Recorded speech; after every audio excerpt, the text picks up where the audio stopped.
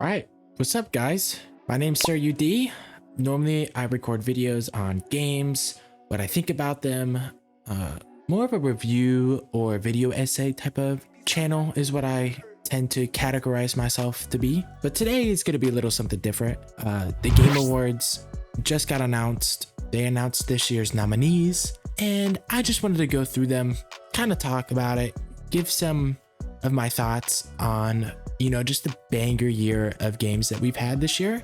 I'll provide gameplay in this video. I'm gonna be honest, it'll probably be like Fortnite or Destiny, just games that I play in my meantime, just because this isn't a video based on those games, but I just want to provide something in the background for you guys to kind of watch while we talk about the Game of the Year awards. All right, let's start this off with the official Game of the Year nominees. We got Alan Wake 2, Baldur's Gate 3, Spider-Man 2, Resident Evil 4, Mario Wonder, and Tears of the Kingdom. When I think about this, I think these are pretty fair choices. I think out of all the choices they had, this was probably the least controversial one. I know people were talking about extending the list to 8 games. Honestly, I kind of agree with that opinion. I feel like that this was such a great year for games that they could have put a bit more in this list, and I think it still would have been pretty even. Now, I would have maybe switched one of these games out for Final Fantasy 16 personally. That's my personal Game of the Year. But out of this list, when it comes to Game of the Year, I think for myself that I would pick Spider-Man 2. Out of this list, that's the only game I've played, so I think that's the only fair rating I give it. What I think will win is Baldur's Gate or Tears of the Kingdom. I hear so much about Baldur's Gate 3 that I don't think that really any game stands up to that game, really. Now, it's not everybody's type of game, but the feedback that they've gotten, all the crazy reviews that they've gotten, and just the choice of doing what you want in a game has boosted this game beyond expectations. So honestly, when it comes to what I think will actually win, I definitely think it's Baldur's Gate 3. All right, next is Beck's Game Direction. So our nominees here are pretty much the same. It's Alan Wake 2, Baldur's Gate 3, Super Mario Wonder, Spider-Man, and Tears of the Kingdom. Out of my list, again, I would probably pick Spider-Man just because it's the only game I've played on the list. So I think it's the only one that's fair for me to give my opinion on. Now, what I've seen from everybody else, I think it would be Baldur's Gate 3 also, just based on the category description and what they're voting on here. Because best game direction is, it's creative vision and innovation from what the Game Awards categorizes it as. And I think out of all these games, it's either, I think Spider-Man's the one game that doesn't really fit here. I don't think Spider-Man 2 really innovates on anything. I think it adds, but compared to like some of these other games, I mean, Alan Wake 2, you got live action mixed in, and just the realistic looking graphics is crazy. Baldur's Gate, I don't really think needs an introduction to this. You get to pick everything in the game almost from the story. Super Mario Wonder, which apparently has, something unique in every single level. And then Tears of the Kingdom, just the ability to build whatever you want and, combine weapons, combine anything in order to make anything, I think is pretty cool. So I think it's Baldur's Gate 3, but I think a pretty close runner up would honestly be Super Mario Wonder. I think Wonder has the best chance of maybe winning here besides Baldur's Gate. Best narrative. Ooh. Now we got Alan Wake 2, Baldur's Gate 3, Cyberpunk, Final Fantasy 16, and Spider-Man 2. Again, I think Spider-Man 2's kind of out of the picture for this one. It's not that the story was bad or anything like that. I just think it's a little predictable. So I think that out of all of these, it has the least chance of winning. Me personally, I really want to see Final Fantasy 16 win this. That game was phenomenal. And if you guys want a video on my thoughts about that game, I would love to. I love that game. It's one of my favorite games of all time. It was that good for me. Now, what I personally think will win here, that's a hard one. That's a hard one, dude. I think Final Fantasy 16 honestly has a really good chance. I'm not going to go with Baldur's Gate here. I actually think that because it's so diverse and stuff, I think as a narrative game, it can kind of be pushed aside. It has more of those RPG elements, but I think it'll be between Final Fantasy 16, Alan Wake 2, and honestly, Cyberpunk. I think Cyberpunk has a pretty good shot at winning this. Best art direction. So, of course, just like the previous categories, Alan Wake 2 is also in this. Hi-Fi Rush is pretty nice to see. I played that game earlier this year and I loved it. We got Liza P, which is nice to see that game also on here. Super Mario Bros. And Tears of the Kingdom. I think the one that really doesn't fit here is Tears of the Kingdom. I think art direction wise, it doesn't deserve to be in here. I think there's a couple other games that could be put in its place. I don't really think that it deserves a spot here. Honestly, if I were to replace any game with it, it would be Cyberpunk, because Night City, the whole neon look, the whole Dogtown area, just everything about it just makes it, I don't know, I feel like it's more appealing than Tears of the Kingdom is art-wise. Now, what do I think will win here? That's a tough one, dude. I think if Alan Wake gets a nomination here, it'll be because of the live action stuff that's in the game, which isn't a bad thing at all. I actually think it's very unique and I think it works. What I would like to see win is honestly Liza P or Hi-Fi Rush. I mean, Super Mario Bros. Wonder is, at its core, a Super Mario game. It might not play the same because of all its unique mechanics and stuff, but the look of it, I don't really know if it'll win here. I think Hi-Fi Rush will probably win, and I think that it honestly deserves that. I think Hi-Fi Rush is a very underrated game, and Liza P's it's a very good looking game, and it is very creative. I'm not saying it's not creative, but I don't know. I can't tell you a definite answer of what I think will win here. I think it's honestly between Alan Wake 2, Hi-Fi Rush, and Liza P. Best score in music, of course, Alan Wake 2 is also on this. Baldur's Gate is also on this. Final Fantasy 16 is one of them. Hi-Fi Rush and Tears of the Kingdom. Man, from what I've heard of the music of Alan Wake 2, I love it. It's great. It's great. Baldur's Gate, I don't actually know. I think out of all these games, Baldur's Gate's the least I've heard any music out of. So I don't think it's fair for me to put my opinion on that because I haven't heard anything. Final Fantasy 16, dude, is so good. It's so good. That's my personal pick for this, is Final Fantasy 16. We have Hi-Fi Rush, which is another great option. I mean, the whole game is based on, hitting to the beat, sound, beats per second, all this and that. It's very creative with its audio. And so I also think that this game also has a really good shot of winning this. And then Tears of the Kingdom, dude, I don't know. I know people are probably gonna get mad at me for this, and they're gonna say the same thing about Spider-Man 2. It's another criticism I have of Spider-Man 2. I don't feel like it innovates enough for it to be a truly different game per se. And I know I'm probably gonna get a lot of backlash for that. That's fair. That's my opinion. We're all valid to our own opinions. I'm not saying it's a bad game. I'm just saying, in my opinion, it's not bad, but it's not something truly different and unique. And I know you can say that about a lot of games. I'm not trying to crash on it. It's just my opinion. We'll leave it there. But I honestly think that out of these games, I think it'll be Hi-Fi Rush and Final Fantasy that compete. I do think Baldur's Gate has a chance. I have heard from some people that Baldur's Gate's pretty good on this. It's just I haven't listened to it personally, so I don't know. I have heard some Tears of the Kingdom, and then I've only heard stuff from Alan Wake, but based on what I've played from Control, I think the music in there is also probably pretty good. So I'd say that also probably has a decent chance. Best audio design. Now, let's read this category because it's different from, music direction stuff. So according to the Game Awards, Best Audio Design recognizes the best in-game audio and sound. That's what they're basing this off of. So we have Alan Wake 2, Dead Space Remake, which it's nice to see that on here, Hi-Fi Rush, Marvel Spider-Man 2, and Resident Evil 4. I'm gonna be honest with you, I think Hi-Fi Rush clears this.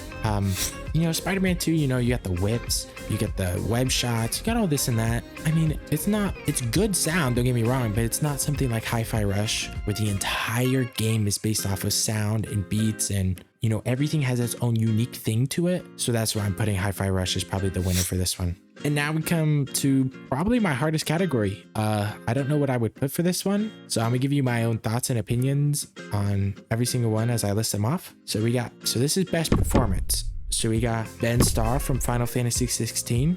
He plays Clive, and man, he did such an amazing job. For this being the first Final Fantasy game to be more of a solo, it's more of a narrative, character-driven game compared to some of the older Final Fantasy games. And he hit this out of the park. He nailed it. He nailed the emotion. He nailed the drive. He nailed the enthusiasm, the accent, just everything he did, really made Clive feel alive. Next is Cameron Mahanahe from Star Wars Jedi Survivor. Personally, I haven't played Jedi Survivor. I have played Fallen Order, and I know he did a really good job there. And I like Cameron McConaughey. He's a great actor, and I don't doubt he did an amazing job as Cal in this one. Next is Idris Elba from Cyberpunk, and I've only heard amazing things. I've heard that he was better than Keanu in the original Cyberpunk launch, and I heard he steals the show. I heard he's an amazing part of this game, so I don't doubt that he's definitely a contender too. Next, we have Melania Lubert. Sorry if I pronounced that wrong. She plays the Alan Wake 2. I can only imagine that she's also a phenomenal actor. I've heard some great things, and I haven't gotten a chance to play Alan Wake 2 yet. I'm still working on my control video. I'm still working on playing through the original Alan Wake, and then we'll get to Alan Wake 2. Next, we have Neil Nubin from Baldur's Gate 3. I have not personally played Baldur's Gate. I haven't seen much of Baldur's Gate because I do want to end up playing it. It's just I'm in college right now, and I know if I start that, it'll be a downward spiral. Some of those games I get super hooked to, and I would throw my life away. So let's put it that way. I will play it eventually. I don't doubt that he's an amazing actor in this, just like the rest of these people on this list. So yeah. And next we have Yuri Lowenthal from Spider-Man 2. Man, he's up there with Ben Starr for me, dude. He really portrayed Peter Parker and the whole symbiote story, and just the bully Maguire he pulls out, man, is incredible. Honestly, I think Ben wins for me. I think Yuri's a close second, but out of all these actors, I wouldn't be mad if any of them won. I think all of them deserve it, and this has just been a great year for some of these narrative story games. Innovation and accessibility. I'm not gonna really go through this one. You got Diablo 4, you got Forza Motorsport, Hi-Fi Rush, Spider-Man 2, Mortal Kombat 1, and Street Fighter 6. Honestly, I think it's between Street Fighter and Spider-Man. I don't know what else all the other games really bring. I know Street Fighter brought in a easier combat system, so it's not as good as if you know what you're doing, but I've heard if you've barely played the fighting games and stuff, it makes you pretty decent. And then Spider-Man 2, you got things from color options, swing difficulty, fall damage, enemy density, all this stuff. So honestly, I think it'll be Spider-Man 2 that wins this. And personally, that's also my pick. So let's move on. Games for Impact. I don't really know any of these games, so I'll tell you the options. I'll tell you the one that I think will win, and we're gonna move on also. So we got Space for the Unbound, Chance of Sonar, Goodbye Volcano High, Chia, I think is how you pronounce that, Terry Nil, and Venba. Sorry if I pronounced all those games wrong. Some of them are kind of named weirdly. Now, the only one I've seen or heard anything about is the Chia. So honestly, that's probably what's gonna make this list. Like I said before, I don't know much, so we're gonna move on. Best ongoing. Man, is this a hard one too? We got Apex Legends, Cyberpunk, Final Fantasy 14, Fortnite, and Genshin Impact. I would have said all the way up until about a few weeks ago, it probably would have been Final Fantasy or Cyberpunk. Cyberpunk had its whole massive overhaul, DLC, everything like that. I think it brought it back in the spotlight, and so I think it could have won this if Fortnite didn't have its OG update. It had 44 million players that weekend that came out. I don't think anything else will win. I think if anything else does win, it might be Genshin, just because Genshin's highly popular, or Final Fantasy 14. So next is best community support. We got Baldur's Gate 3, We got Cyberpunk, we got Destiny 2, if you know, you know, Final Fantasy 14, and No Man's Sky. I would have said Destiny up to a certain point until, you know, they fired all their community managers. I think honestly it'd be Baldur's Gate, just because of the whole early access period, working on it and just being upfront with everything, and, you know, detailing all the bugs, detailing all the fixes, everything like that. I don't think Cyberpunk necessarily deserves it. They were pretty open that they would, you know, kind of had a update coming in the DLC. That's not to say that the community is not great. I just don't think they were as open as some of these other ones. I think Final Fantasy 14 would be another good runner-up. Surprisingly, I haven't heard much from No Man's Sky in a while, so I have no clue how they're doing. I think last I knew they had an update in April or something, and that's all I really know. Best independent games, so we have Cocoon, we got Dave the Diver, we got Dredge, Sea of Stars, and Viewfinder. This is a hard one, dude. I know Sea of Stars is the highest rated on here, and that's one I've personally also played. I haven't beaten the game. I've played the demo, and I know some of the demos for some of the other games are out there too. I just haven't gotten around to check them out yet. I think Sea of Stars is probably the one that'll win. Granted, Sea of Stars is sitting as a 92 on Metacritic. It's one of the highest rated games of the year. I think it deserves it, and that's my personal pick. So let's move on. Best debut indie game: Cocoon, Dredge, Pizza Tower, Venbay, Viewfinder. I have to say, dude, I think this one goes to Dredge. Dredge was pretty popular when it came out, dude. I think Cocoon is pretty high up there too. I think Cocoon's another safe option, but I think Dredge is the one that'll win, just based on things I saw, how much people were talking about it when it came out, and I've still heard things from people every now and then about it, so I think that one will win. Best mobile game, do we have to talk about it? Nah, we'll talk about it. So we got Final Fantasy VII Ever Crisis, Hello Kitty Island Adventure, never thought I'd say that, Honkai Star Rail, Monster Hunter World, Terra Nil. I've seen Terra Nil twice on this list, have no clue, never even heard of the game. So I don't know. We got 2 nominations. I mean, it must be decent. Monster Hunter Now is not winning anything. I've heard people laugh at that game, so I don't really think it'll win anything. I think the 2 main contenders are Honkai Star Rail and Final Fantasy VII. They both have gacha systems, so I don't really know what to win. My guess, especially with the popularity it has, is probably Final Fantasy VII, but I wouldn't be surprised if Honkai Star Rail wins. Best VR and AR game, I'm gonna tell you right off the bat, my opinion is completely invalid here. No clue. I don't have a VR. I haven't played a VR in a while, so I'm just gonna give you the list, and that's pretty much it. I'm not gonna talk about what I think wins here because I don't have room to speak on any of it. I will tell you though, one of these on this list actually got me intrigued to play a VR, so I'll tell you that when we get there. So we got Gran Turismo, Horizon Call of the Mountain, Humanity, Resident Evil 7 Village, and Synapses. So Synapses was the one that I was really interested in.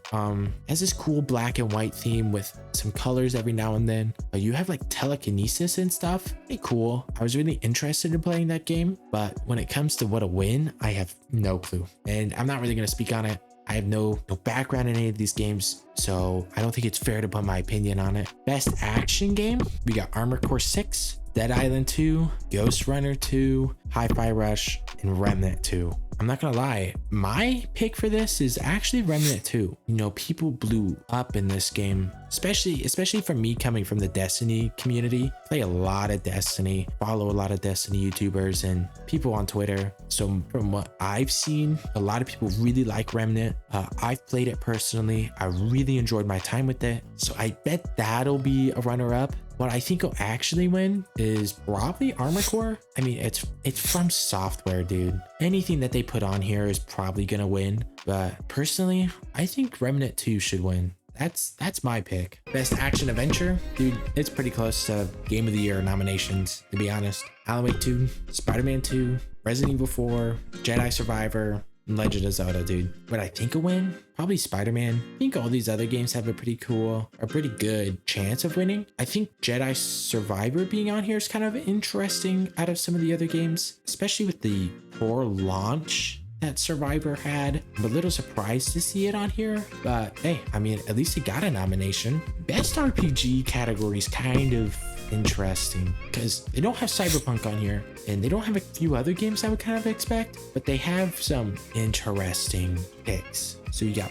Baldur's Gate 3, of course. I mean, do I need to list the rest? That's gonna win. You got Final Fantasy 16, Liza P, Sea of Stars, and Starfield. I'm not gonna get into the whole Starfield talk. I've seen people talk about it online that it should have been on Game of the Year nomination. I think you're kind of crazy if you think should have been on Game of the Year nomination. I think anything from Xbox that should have been on there would have been Hi-Fi Rush.